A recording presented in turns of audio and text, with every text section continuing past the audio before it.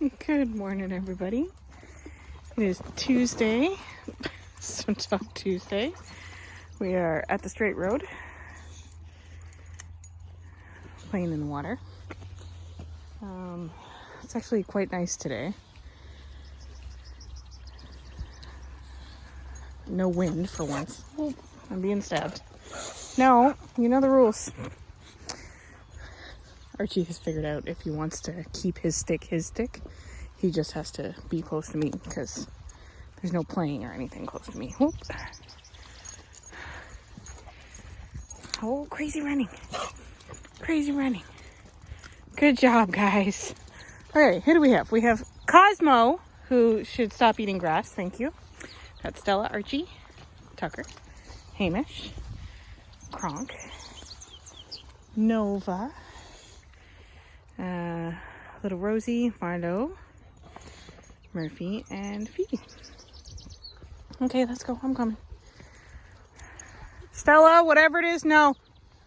Good girl. So we've already had an adventure where Stella tried to chase some geese, but she called off them, which is nice. Stella! Good girl. So for those of you who remember where we started with Stella, good. Okay, go. As far as progress goes, she's doing very, very well. It feels like ages since I've done a Talk Tuesday. What I wanted to talk about today is sort of something I've been talking a lot about in training. Because sometimes, especially, I've been doing a lot of puppy trains lately. Stella, out. Good girl. Yeah, you get food for that. Good job. Kronk is like, I can be Stella. Good. Okay, go. Marlo. Go. Yeah, no, you're not rolling in bird poop. That's not a thing. She's like, you don't know. Could be fun. Lost track of myself. Puppy trains. Parking lot. Oh, sometimes, firstly, it's challenging adding a puppy. Kronk, out to your household to begin with. There's a lot more changes than you necessarily think there are. It's not like adding a hamster or a fish to your house, which also, don't get me wrong, require a certain level of care, but certainly not to the same degree that a puppy needs. And when you're getting a puppy, I'm talking 8-week-old puppy, ideally you're starting to train right from the get-go, right at 8 weeks. So it's a bit of a lifestyle change, right? Having this little teeny thing needs 3 meals a day, needs to be taken out regularly on a schedule. It needs. So sometimes it can be a little overwhelming, especially with training, when people talk about training with food. You should be doing, Stella, stay on this side, please. Good girl. Cosmo, you gotta quit eating the grass, my dude. Archie, don't learn that. Thank you. Guys, Hamish. Oh, I see. I'll fix it. I might have to have a short interlude while I fix Hamish's pants when he catches up. Anyway, so it can be a bit intimidating feeding with food and being like, you should have all the feeding sessions as training sessions. Or you should do 2 training sessions a day, or you should do 4 training, whatever. Oh no, you're okay. You're just being pokey because of the pants. Hamish pant interlude. You're welcome. And Gracie. Hi. Is it Zoomy time? Oh, it's Zoomy time. And so I just wanted to go over a little bit the difference between passive training and active training.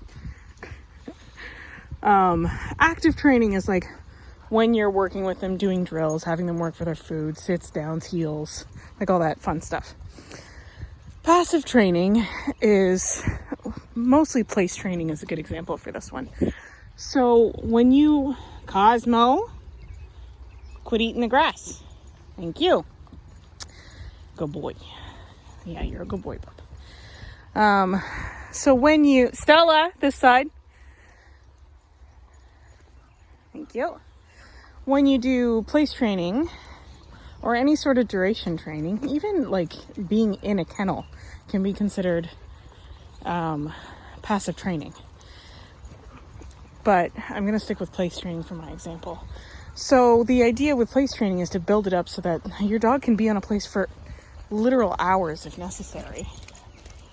Like, for example, if you're working from home, you don't want your dog to be pestering you while you're on calls or whatever. You can have them working on their place command, which just means that they are on their place. They're learning to exist calmly, not pacing around the house, not making up games, not barking at you and cronk, or nipping at you to cause distractions. You guys are all pokey today. Hey, Nova Bean.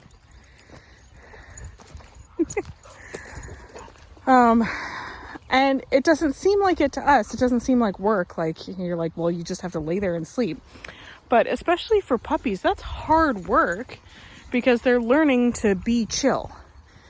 Like, dogs don't come with chill. If you've taken any of my training classes, I say that a lot.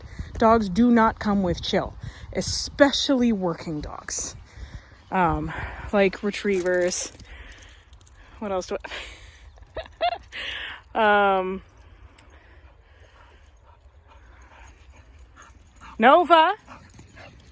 Thank you. Oh, geez, Archie. Faceplant. So, like retrievers, like sheepdogs, like terriers, these are all more working breeds. They're bred to do work. Yeah, I'm done telling you. So if they have the option, they will work all day. And if you don't give them a job, they're gonna... Freedom! They're gonna make their own job. And that's kind of the last thing you want, because generally speaking, the things that dogs consider their jobs, things that they consider fun to do, like tear apart a couch, right? Self-gratifying behavior, chewing, pulling, tearing.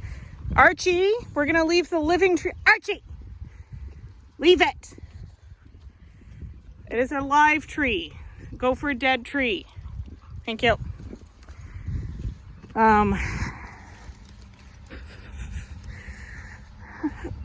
So a dog will pick a self-gratifying behavior. Things like barking, chewing, all things that aren't necessarily something that we find desirable. And then Phoebes, not today. Go. You're going to stay in front. And once they start the self-gratifying behavior, it's way harder to get them to stop. So a good example of that that's been happening on walk would be eating grass. So I discourage my dogs from eating grass when we're out. Even in a place like this, like, you never know what someone has dumped on the grass. If you're walking in a neighborhood, like, they could be eating grass that has some sort of chemical Roundup on it or something. Stella, speaking of, thank you. Stella. Thank you, good girl.